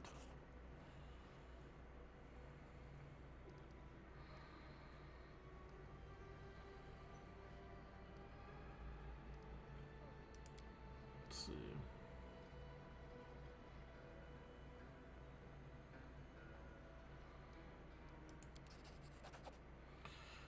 These are the brands that the Demon Lord and the Inner Circle use for punishment. The seal drains one power and inflicts excruciating pain. Yeah. Fury flashes in her eyes, and her hand touches the collar-shaped scar on my throat. Then look elsewhere, far away from me. I have no intention of getting anywhere near that bitch. If she crossed you somehow, I didn't have anything to do with it, but I do wish you luck in trying to murder her. Who dared shackle you? Hepzibah always envied me. She was dumber and weaker than I, and so her only goal was to destroy me, crush me, that piece of trash. Lured me into a trap and imprisoned me. Baphomet's daughter was jailed in the ivory labyrinth, like a damn her for eternity. That soon I shall prove which of us is stronger and more valuable. Father will see. Father will realize his mistake. He refused to rescue me back then, letting my sister humiliate me and keep me prisoner, letting her bind my powers. But he will see who is the true daughter among the two of us.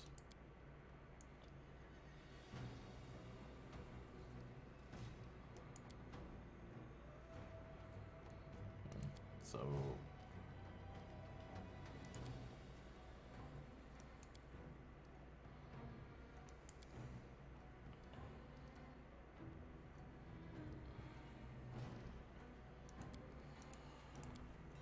I admit I'm feeling quite excited. It's been a while since I crossed blades with fellow professionals. I'll be happy to discuss our adventures with you later if you want to compare notes.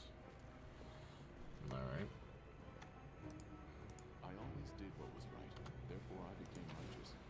Does it mean whatever I do now becomes right because I am righteous? Let's see. It's a +5 natural armor. Dang. What happens if I put this on Hamlet? What happens to his AC? Goes to 47. Alright. That's actually respectable. Incredible dexterity 6.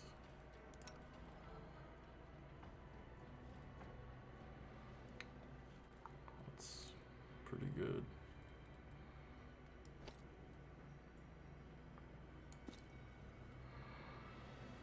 That would give her almost 30 dexterity. Let's see, vast intelligence. Yada yada yada. Let's see here.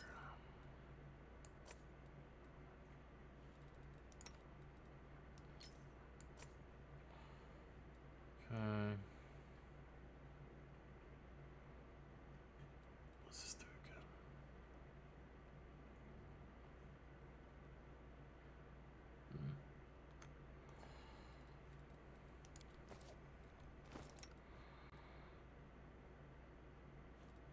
Actually,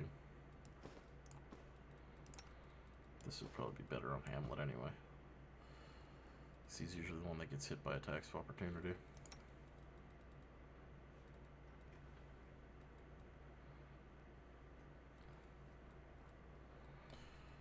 Let's see, anything else?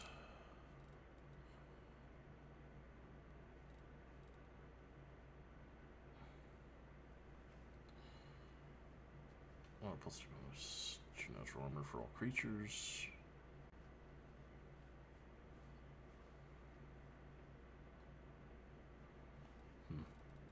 Okay. So, is there anything good here?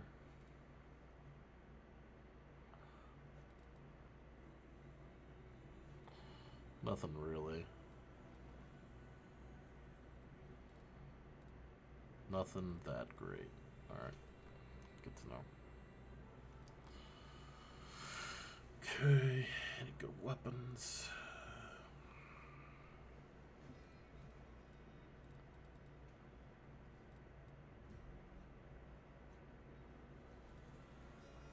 What do we have here?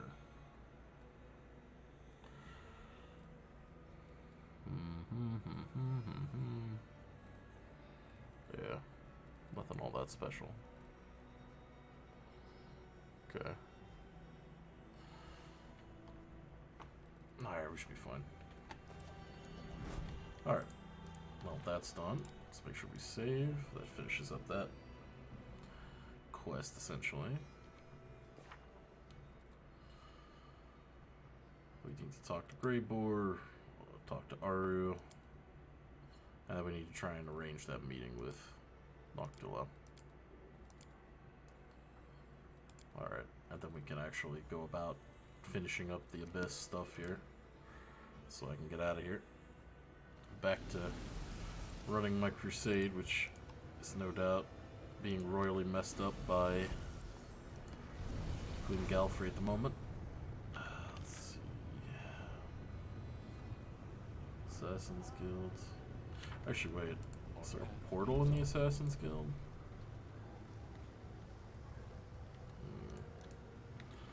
Is there a portal anywhere else here? Yeah, there's a portal to 10,000 Delights, I believe. That'll be able to take me back to the Nexus.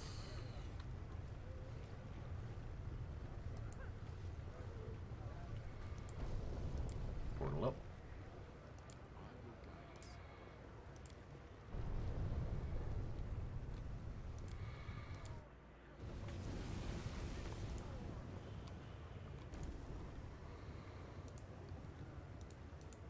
Godspeed.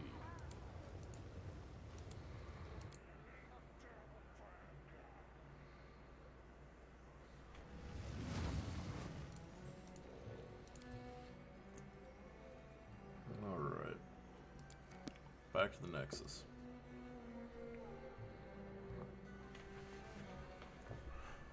Just finish up our companion stuff. Let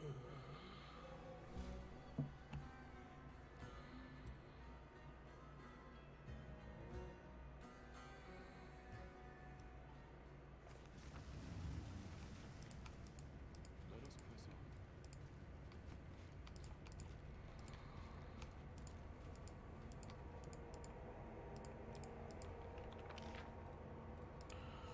There they are. There's our...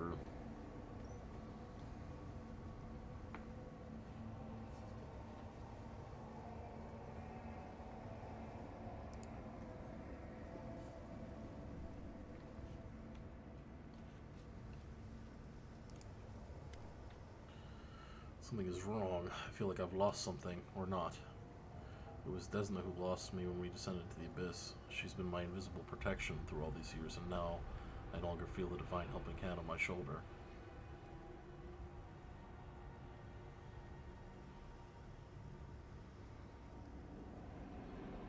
What's this gift you mentioned? You saw it yourself many times. Whenever something threatened my life, the goddess sent her divine butterflies to carry me away. Her powers no longer protect me now that I'm back in the Abyss. You still enter your dream? I think so. My dreams are still there and nobody will take them from me. Well, I desperately hope that she's not abandoned me. The goddess still wishes me well, I'm sure. It's just that the Abyss is so far from Elysium that she either can't see me or can't reach me here. She protected me while I was on Galarian, but now I can only rely on myself and on you. Try to put yourself in harm's way, then. I hope my evasion skills haven't gotten too rusty. You want to talk about the Machia's Manor? I thought a lot about what you said, and then I understood. Wait, I think it would be easier to show you instead of trying to explain. You follow me into the dream again, please.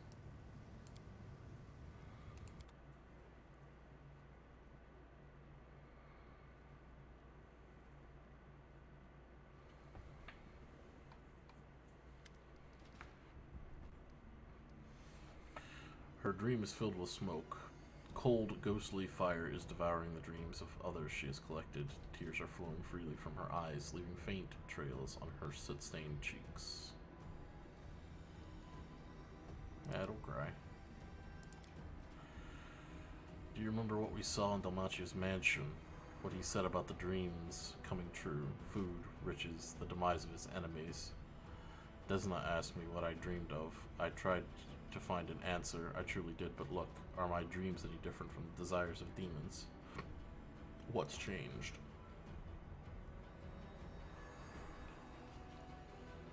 What's the name of that bird that grabs everything shiny and carries it off to its nest? A goldfinch, right? I'm just like a thieving goldfinch that spies on people's dreams and hoards them away. But doing that hasn't changed me at all. I'm still the same greedy, cruel, lustful demon I've always been.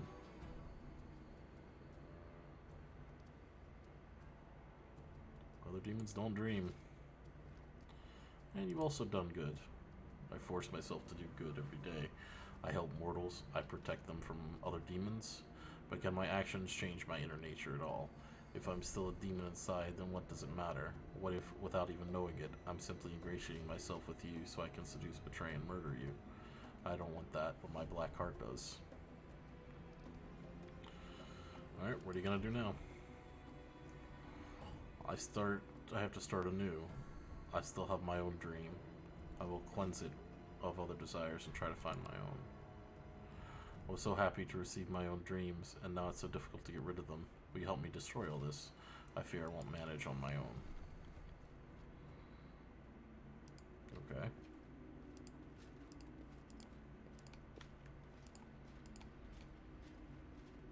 Our path leads on.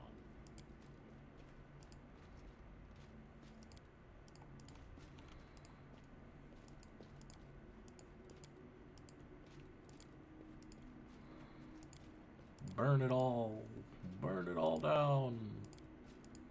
Burn it, I say. I think that's it, right? I didn't miss anything? Will guide us. Maybe I did. Oh, yeah. Burn. Burn everything.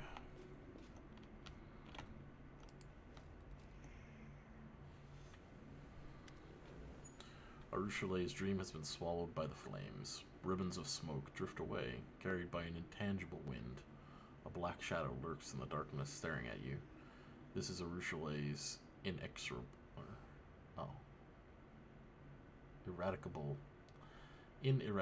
nightmare. There we go.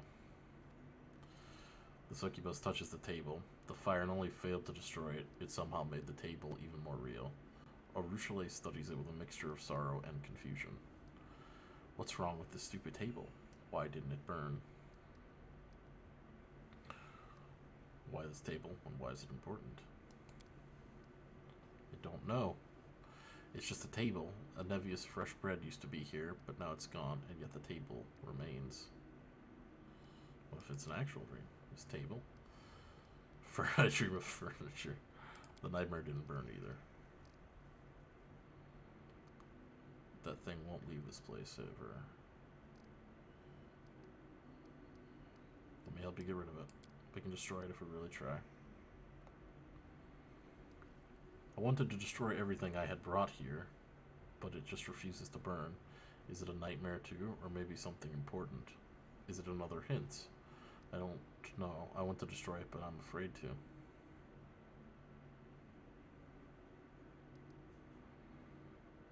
Then perhaps we shouldn't get rid of it.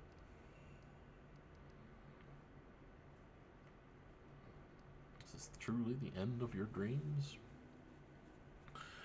Probably won't do anything yet. Everything is burned down apart from my nightmare and this table. You know, I might just... She cuts herself short and turns away, blushing a little. No, that won't do. Or, I'm sorry, I need some time. I need some time alone to think about it and sort it out in my head.